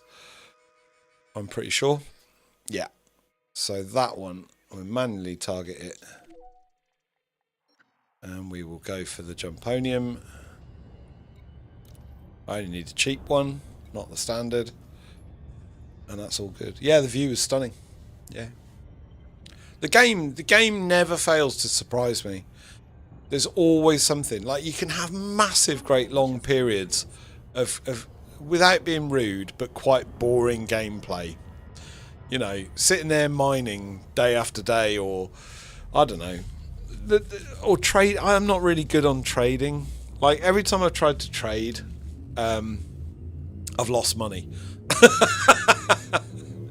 So what happens with trading is you go online, you find a YouTube video, it says road to riches, make millions, blah blah blah, And then you do it, and all the commodity trades, because it's an active market, they're all out of date, and you lose money, and you can't be asked flying around again. So, trading, not my cup of tea, I've got to be honest. Exploring, I quite like. I don't think I'd be doing it without Distant Worlds, I've got to be honest. It motivated me to. I'm going to have to do these 29 planets, aren't I? I'm going to have to FSSS scan this. It motivated me to do it. I don't think I would have done it on my own. I had tried a bit of exploring. I had made some good money with exploring previously. I do quite like it. I just miss the Hazres. I do miss the combat. Not that I'm any good at it. I'm terrible. I'm absolutely useless. I'm really bad at combat. Like, I suck. But I quite like it. And the Hazres is good because you've got the feds, man. You've got the feds to protect you if you cock it up like I frequently do. So that's nice.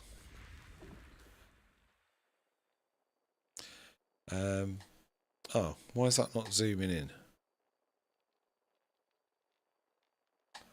Well, that's weird. What? That one zoomed in. Oh, not zoom in. Is it a glitch? There we go. Oh, maybe it was on my screen. It's so dark I couldn't see it. Yeah, so the Hazres I quite like. I've always enjoyed building up the money in the Hazres, doing the bounty hunting thing. That's the most fun gameplay for me. But the on foot missions pretty good. I quite like the missions. A lot of the missions are good. I didn't maybe the passenger missions not so keen on. But a lot of the other missions were good. I don't really do the illegal missions. I stay away from them because I'm terrified of getting like a bounty on me and then just losing everything. Well, I know you don't lose everything, but sometimes making a mistake in Elite is really punishing to the point where you just don't want to risk it. You become risk averse, I think, a lot of the time. I don't mind crashing. I don't mind blowing up. I don't mind being deleted by other players or NPCs, really. It's not that. It's if you get a bounty on your head and then you got to wait, what is it, 7 days, 5 days for it to clear? Something like that. Like, it's a really long time, and then you can't go and restock your ship or get onto that spaceport or this spaceport or whatever it is. So I tend to stay away from things that are naughty. And I don't want to. I kind of do want to do them. First mapped by Rampant Haggis. Again, one of the great things about Elite is random stuff like that. I kind of want to know who Random Haggis is now. That's awesome. That's a great commander name. Rampant Haggis. Rampant Haggis, if you see this, dude, your commander name is genius. Absolute genius. Love it. I'm wondering what type of haggis you are, because there's different types of haggis. Highland haggis apparently have 2 legs shorter on one side of their body than the other two, so that when they walk around the side of the mountain, they stay level. That's my understanding about mountain haggis. Not sure about lowland haggis. Are they different? It's just an excuse for rubbish, this podcast live stream thing, isn't it? I just talk junk. Yes, I had the thought about the Elite Dangerous and how they could do racing. That was one thought. The other thing I've been having a bit of an issue with, I'm not struggling with, is the VR has been amazing. So the VR is stunning. I've had to spend extra money on a strap that made it comfortable, but VR is good. I still wish that FDev would do the VR on foot instead of it just being a 2D screen. Weirdly though, it's not too bad, I guess. It's okay. I think Star Citizen are doing it. I've not played Star Citizen ever. I'm not sure it's really my kind of cup of tea. Where am I now? See, 14D is waypoint 5, yeah. But they apparently are doing VR on foot and in the spaceship and everything. I just wish Elite Dangerous would do the VR on foot. But more than that, it needs a quality of life improvement. And the quality of life improvement it needs a way of easily saving your custom VR settings to be able to switch between VR and your custom normal graphic settings, because it's a pain in the ass at the moment.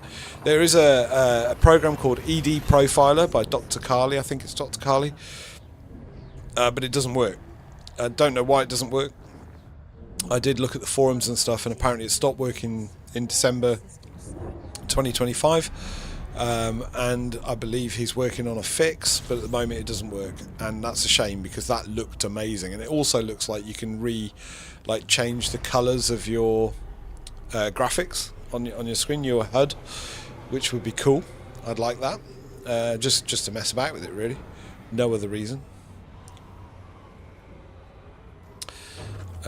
So the quality of life improvement I most want, I suppose, is that one, just to be able to switch between VR. It's got its presets, and I looked at the file for the graphic settings, and I did find it, but there's like 4 or 3, and I'm not sure.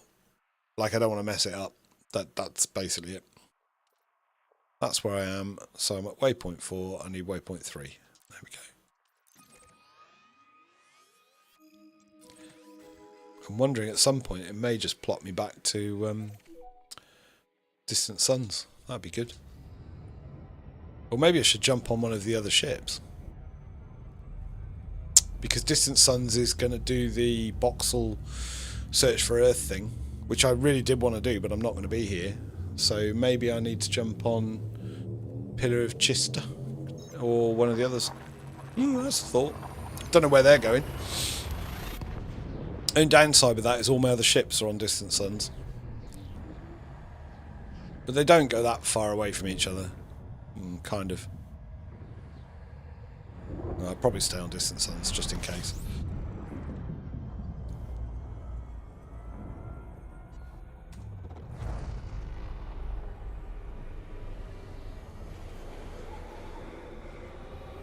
I've still got like 13 jumps back to Distant Suns, haven't I? Will it plot me back to Distant Suns now? I don't think it will. Nah, it's not going to do that. Oh, it will. How many jumps? 14 jumps. Not bad. Let's go. Let's do it. Yeah, so I'd like that quality of life improvement, please. And I don't think that'd be hard to implement, really. Just a way of saving your custom settings for your graphics on however you set them up. That'd be really, really helpful. So yeah, and then tomorrow night there's some pretty cool stuff going on that I won't be able to take part in. I would love to take part in it, but there's no way I'm going to be able to do it because I have to leave at 4 AM on Monday morning to get to where I've got to go work for the next 4 days, and that means I need to be asleep and in bed by the time it starts. I'm sorry. So that is Jonathan and Alina's wedding anniversary. I believe there's a meet-up on one of the planets, and there's a mass jump world record attempt.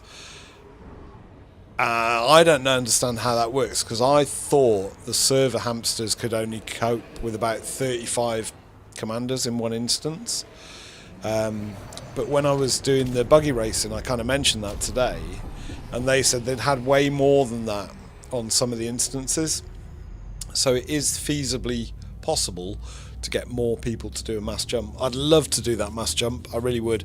If you are playing Distant Worlds 3 and you want to do it, don't forget that you do need to sign up for it. There is a registration form on the Discord, If you go to the Distant World 3 announcements and scroll down, you'll see the mass jump record attempt and everything that's going on tomorrow night. For me, it's a bit late. I mean, it's not late. Like for normal people, it's not late at all. It starts at 8 o'clock, I think, and then, you know, once everyone's instanced in and everything else, I think they're planning to jump at 9 o'clock.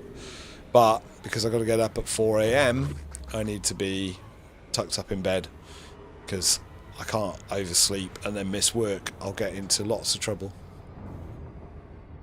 Oh, has it lost its route again? It has. Ugh. Helps if you go to the right map, doesn't it? No route set. So it can't do what I thought it could do. Brilliant. Oh well. Oh well. Where am I then? Has this gone horribly wrong? Has it dumped me into the middle of space where I can't get back? Where am I? I'm there. There we go. That's me there.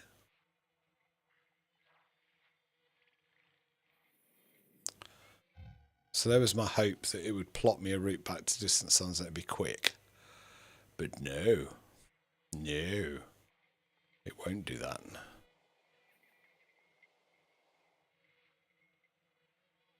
Right, what's going on here? Where am I?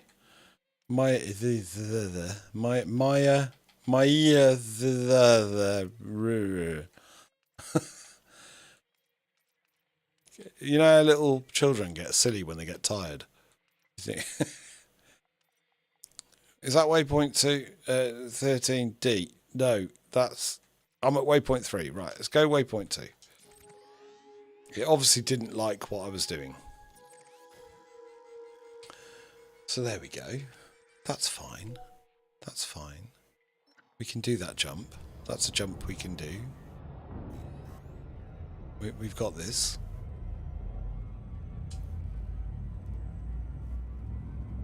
So there we go.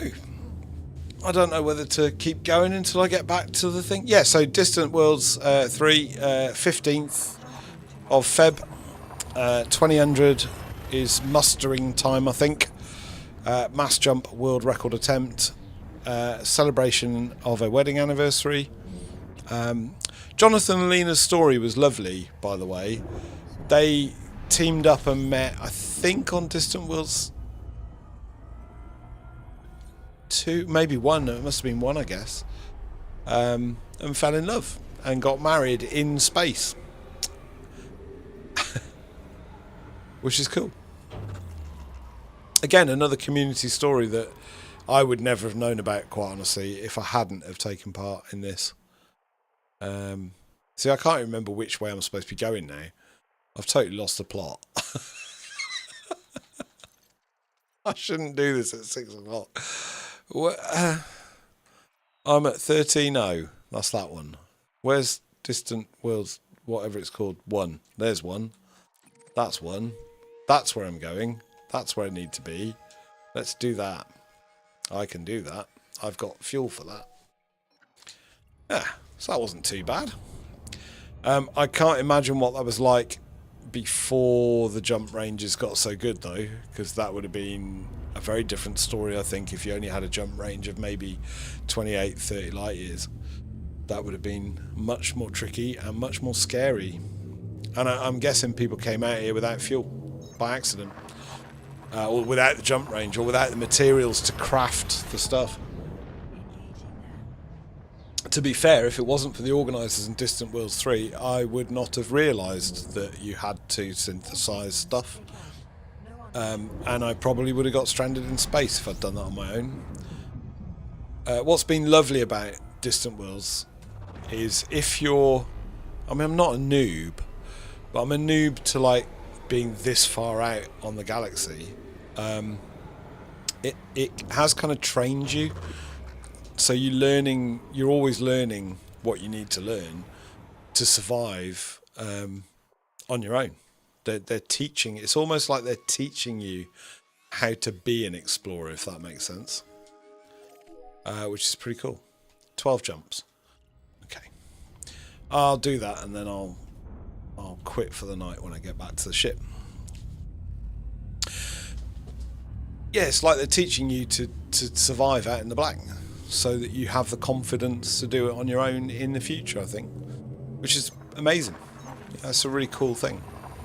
So this little journey out here has taught me that I need materials to be able to synthesize FSD booster injections, or whatever they're called, or jumponium. And I wouldn't have known that.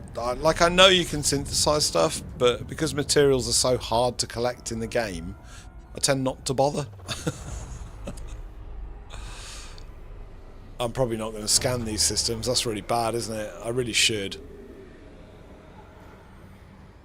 I really should. At the very least, I should.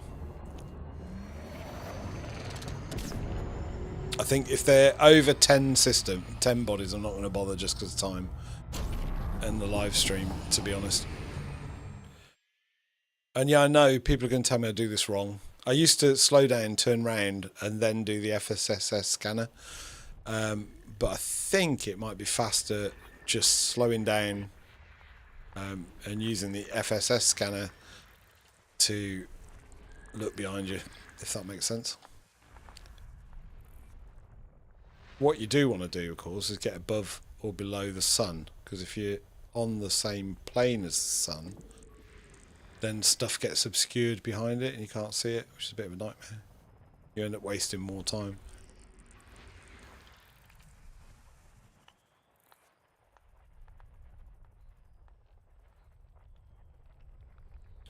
And what was weird today, I'd never seen it before, it came up with like a little... Oh, what's going on here? It came up with like a little help thing over it, like an overlay, and I'd never seen that before. And I can't remember how that appeared. It wasn't that. It appeared, and it was really cool, but it was in the way at the same time. So I had like a little overlay on that little scanner thing at the bottom, which told you whether it was an Earth-like world or an icy planet or stuff. But I don't know how to get back. It wasn't there for long. So if you know, please let me know. I never really have a specific target. I just kind of wobble the thing until I find all the bodies. Because I'd have to search for all the bodies anyway, right?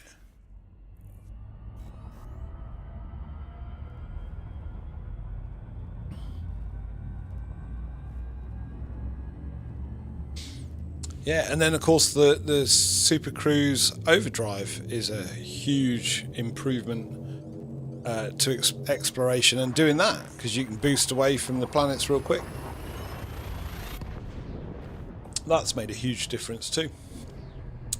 I just wish that it worked on the older ships, because I really miss my Python, my Mark 1 Python. I really like that ship. And I did fit it with a Super Cruise Overcharge, whatever it's called, and it overheats and it sucks fuel because it's not optimized. I'd like it if the developers put something in the game that meant we could engineer or optimize our ships to work as well as the new ships. That would be nice, because some of us are very, very attached to our old ships that we've had for a long time, I think.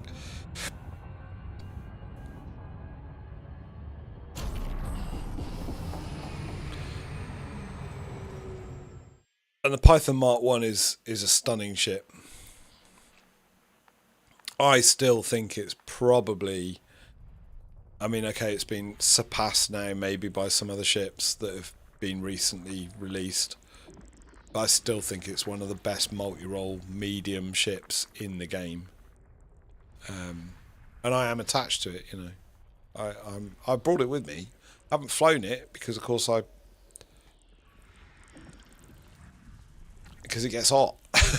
It gets too hot when you use the SCO, and it sucks fuel, real bad, like real bad, like way worse than the Mandalay or the Caspian. So it's a shame because it's a good ship. The other thing I tried the other day, this was a bit weird. My youngest son, is playing Elite. He's not young, he's like 18. But he's playing Elite. And bless him, he's struggling a bit because he wants to play it on PC, but he hasn't got a PC, so he's playing it on console. And as we all know, FDev left consoles behind. When was that? 2000, whatever year it was. But he got hold of a Cobra Mark 5, so he's playing on Xbox with Legacy, with Horizons, and I think that's it. He's at home. He's playing on Horizons.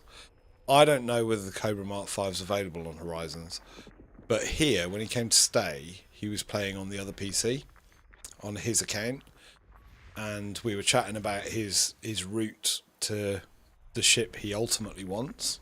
I think he wants Crate Mark 2, and he doesn't have enough credits. So we were talking about how to get the next ship and the next ship and all that kind of stuff. And we ended up. He decided. I told him that as I understood it, the Mark 5 Cobra was a pretty good ship, like a little bit overpowered apparently. So he bought with his credits, in-game credits, a Cobra Mark 5. So that was cool, and they outfitted it a little bit, not loads, just a little bit. And then he's trying to unlock Felicity Farseer to get the... Oh, I didn't mean to do that. Oh, I pressed the wrong button. Felicity Farseer to get the FSD engineered. So he then did all the stuff that you got to do that. Got most of the way, but still needs some more materials to get the FSD up to grade 5 and put the experimental effects on it and all that stuff. So when he left on Sunday, he was still logged in, and I said to him, I'll get you another couple of million. I'll just have a fly around in it and see what it's like. So I flew it around, and oh my god, what a ship. The Cobra Mark 5 is stunning to fly. It's really good. And I suspect that ship will be a fantastic multi-role ship, but definitely a combat ship. Like, born to be a combat ship, that. I'm still pressing the wrong buttons. And again, pressing the wrong buttons. Doesn't Geo first work on a console, no need for a PC? Yeah. So I found NVIDIA GeoForce for my son, and I gave him the link, and he tried it, and it does kind of work, but it also doesn't. So he tried it, and his comments were basically could not get a controller to work. He could only he could only do it with a keyboard and a mouse. The other thing is it boots you out after half an hour unless you pay. So it's available for half an hour at a time, and then boots you out. I would get him a PC if I could afford it. Even a second-hand PC. You know, to be fair, Elite's not massively graphically demanding. I really wanted a second PC downstairs, which I did. It's like a media PC. So I don't really want to give him that because I'm using it. And I'm too tight to give him the old PC. But what I've told him to do is look at the Steam machine, which I believe is due out at some point in the next couple of months. The Steam machine looks really interesting. I don't think it's as powerful as a proper PC, but I think it's powerful enough for gaming, and I think you can do some other stuff with it too. It's Linux based, and I hate Windows at the moment. I've got to use Windows for work, unfortunately. I wish I didn't. For the first time in my life, and I've used Windows since the very first Windows, I absolutely hate it. I really hate Windows 11. it's terrible. It's buggy. It crashes. It's full of bloatware. I've had to use third-party software to turn off the crap that Windows 11 wants to make me look at and do and all the rest of it. Shouldn't be like that, should it? And they're spying on you. They're using your data on your PC to shove adverts in your face and sell it to other people. And that's before we even talk about large language modelling and AI. I mean, ugh. It's all just awful, quite frankly. The whole way that IT and computing's going is really bad. Everything is going to be behind a paywall. You won't own your games. You won't own a PC. Everything will be on the cloud, run by AI, probably produced by AI and AI slop, rather than people who've got passion and care about something. So I'm really quite despondent about the whole thing. The only light in the dark at the moment seems to be Valve and Steam standing up against the status quo. Now, obviously they're doing it for profit, I guess. But I think there is some passion there. I don't think they just do it for profit. They like gaming. They like the communities. And they've built a great community. Nvidia, though, their business practices are really, really unethical. Like, really unethical. You know, I've got Nvidia cards. I've got an Nvidia card in the computer downstairs. It's got 3 gigabytes of VRAM. Still runs Elite fine, by the way. So you don't need a flashy computer for Elite at all. But of course, my son doesn't just want to play Elite, and therein lies the problem. He wants to play more advanced games, I guess. Oh, it's going to take me ages, isn't it? Where's that then? How's that beyond? Oh, because I flew out that way. Yeah, so he wants to play like the AAA games and things like that, and I'm afraid that may not be possible with a old PC. That needs something a bit newer. But I believe the Steam machine, they've said that it'll play 98% of the Steam library in upscaled 4K. So that's fantastic. If that's true, that's going to be mind-blowing. But of course, the big problem at the moment is the price. No one knows how much it's going to cost, because all the memory companies have produced memory for AI farms. There's now a huge demand for memory and not enough supply. So the price of memory, RAM, has gone through the roof. So I built this PC just before Christmas, and my partner's brother said he thought I overpaid for the 32 gigabytes of RAM that I put in it, because I paid £125. Well, a month later, so in December, that same memory was £285. So it went from £125, which is about $150, right through to £285, which is about $300. That's unbelievable. What am I doing wrong here? I've got the wrong thing targeted, haven't I? So the problem with the Steam machine is I think Steam would love that unit to be around about £599, which is about $550, maybe $600. But I think they're going to struggle because of the RAM shortage, which has been created by AI that nobody wants. It's bonkers.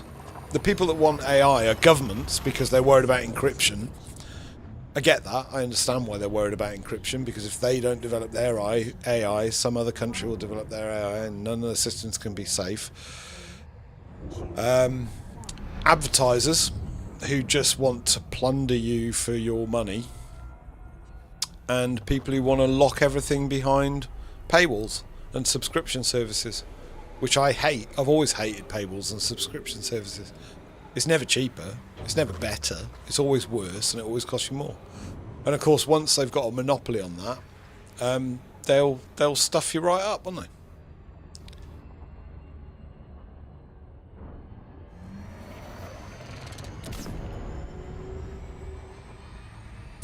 So yeah, bad times. Bad times. I hope there's enough of a kickback against Windows and Microsoft to make them think again and start thinking about customers and consumers rather than whatever the hell they thought about when they wrote Windows 11, because it sucks. I read the other day that there's the updates on Windows 11 have caused people's computers to crash and not restart. It's literally breaking computers. I, on the other hand, have told my computer not to update automatically, and I've had to use third-party software to disable Windows's updates because you can't do it any other way. So it's just awful. It's just awful. So far, touch wood, I've been unaffected by Windows' stupid updates. And of course, the other problem with the updates is they always happen when you need to do something.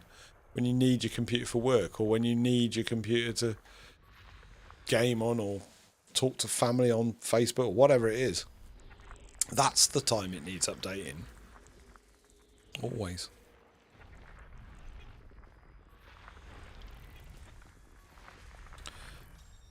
So yeah, there you go.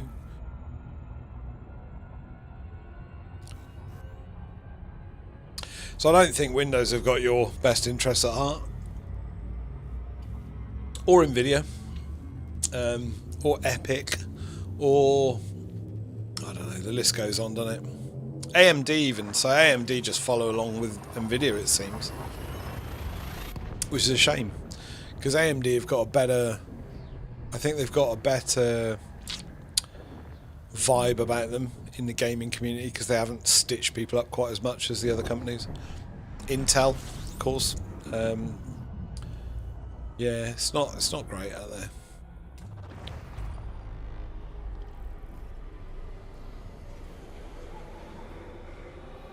How many jumps have I got left? 6 jumps. Right. I'm not going to bother scanning these now. I've had enough. I'm going now. I'm going to speed run this now. That's it. I've done enough. My back hurts. What time is it? I've been on here for 2 hours. How is that even possible?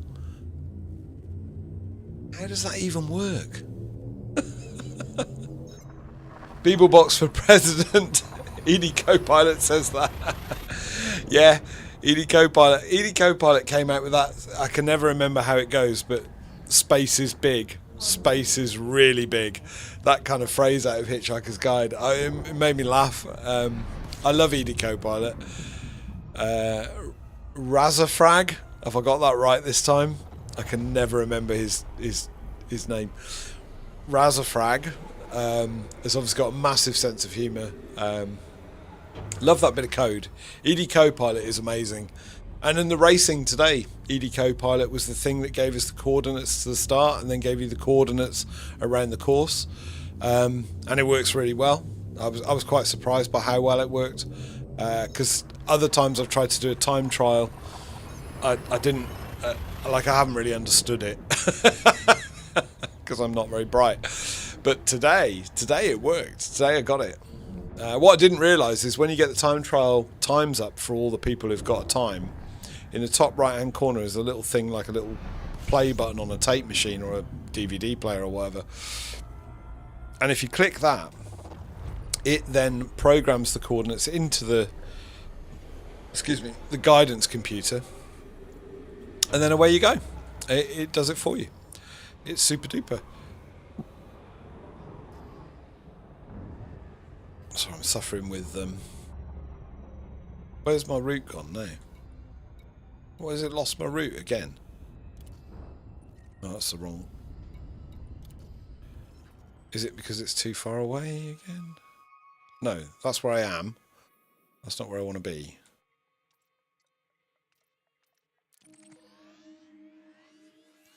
Oh, I'm at the end of that bit, and it needs to get me to that bit. Is that right? Yeah, only elect presidents who don't want to be president. That's what should happen. People that seek power should not be given power. And in any walk of life, quite frankly, whether that's as a manager or whether that's as a traffic warden or a police person, I think anyone who seeks that power for the reason of power should not be given the job. Because their motivations are not for the benefit of others. Their motivations are for their own benefit. So they do not benefit society. They do not benefit humanity. They only benefit themselves. So I think Douglas Adams got it totally right. Yes, Beeblebrox for president. Although he did have 2 heads, which is a bit weird. I don't think... Did they ever explain why he had 2 heads?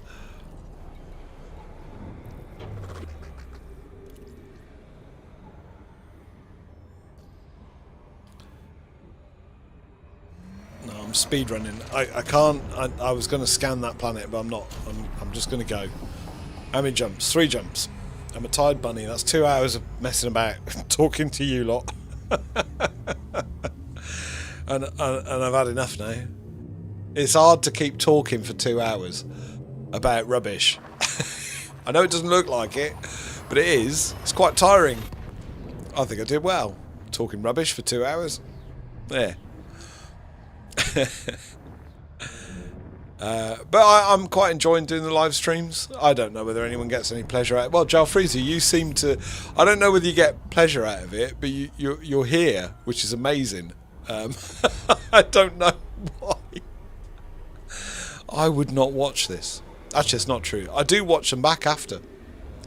I kind of figure if I can watch it, even though it's a bit cringe...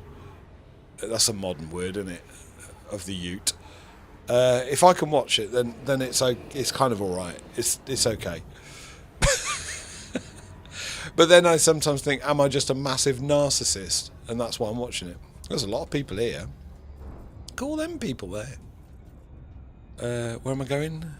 I can't remember where I'm going. I'm going there. I'm going right there. Next jump. This is it. I'm almost back, and I'm gonna have to land, and then that'll be it. I might go out tomorrow and try and get some materials, or just have a little fly around. I've been trying to do flight assist off. Been trying to get better at flight assist off, so I go find somewhere and practice flight assist off. Maybe there's no credits in that, but I quite enjoy it. And I managed to reprogram my controller. I know it's very untrendy using a controller. I know a lot of people would say, yeah, HOTUS, whatever, but I'm so used to the controller. And it's an Xbox Elite controller, and I've programmed the paddles on the back to do my lateral thrust, and I've changed the response curve of the thingies. Technical term, that, the thingies. Right, well this isn't where Distant Suns is. Where's Distant... Why is it down there? I thought it was there then. Is it jumping? No, Spiegel Point. Can't be. Next jump. There we go. Yes, I have tried to make the controller better. It is better. It's not quite where I need it to be, so I need less what's the word I'm looking for? Less sensitivity in the center, where the sticks are in the center. So I want it to be less sensitive there and more sensitive on the outside of it. And I have done that, but I need to just tune it up a little bit more. To try and get better at flight assist off flying. I haven't gone through the proficiencies, so there's a YouTube channel dedicated to flight assist off, and the guy's brilliant, and he takes you through lessons, teaches you how to do it. But I'm struggling to do that because we're out on Distant Worlds 3. When we go mining again, I will be trying it again. I'll have another go.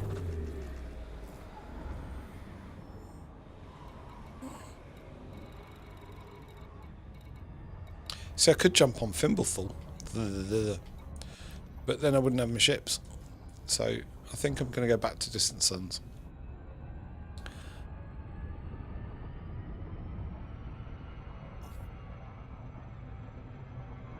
Oh, Loop of Shame. What a way to finish the night.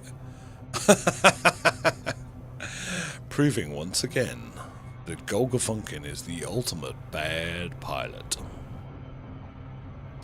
Shouldn't be called a commander. Don't deserve to be called a commander. Look at this. Look at this. Rubbish. Rubbish. Absolute rubbish. So I'd mostly harmless is a great rank, but there should be mostly useless. I think I did like 3 laps around. That was great.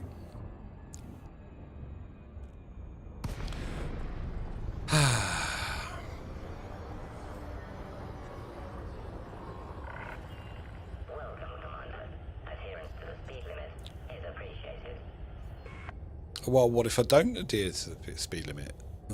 What then?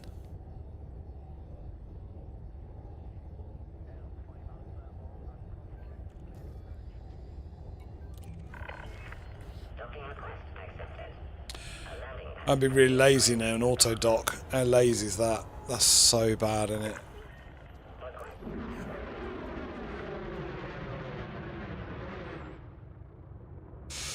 I put a bit of a ship kit on it. Look, we got a bit of stuff going on. I tarted it up. Look, did a bit of tarting up the spaceship. I don't normally do that, but I kind of fancied it. I was like, well, I'm out here for a while. Quite like the Mandalay. Don't mind tarting it up a bit. And just for you, Jalfreezy, I'm going to zoom in if I can. I never work out the camera controls on the ship name. There you go. Just for you, Jalfreezy. There you go.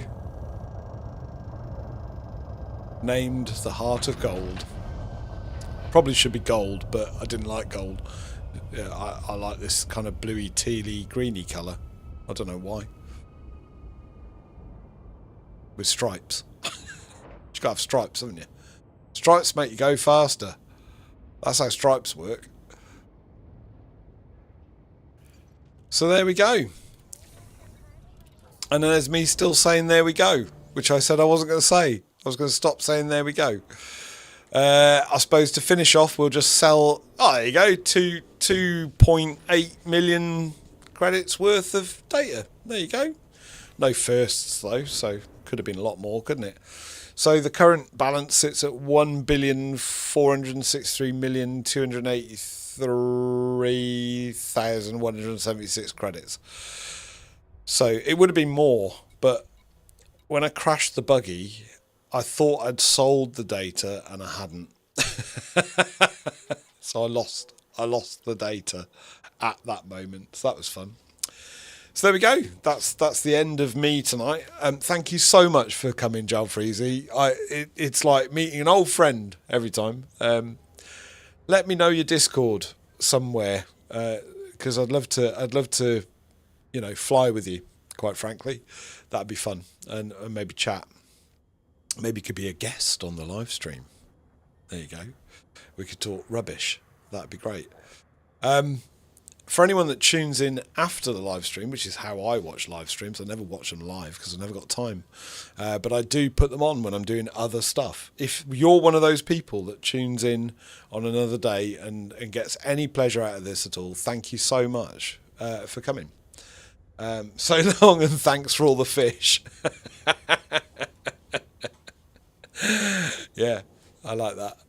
Oh, look, a bowl of geraniums.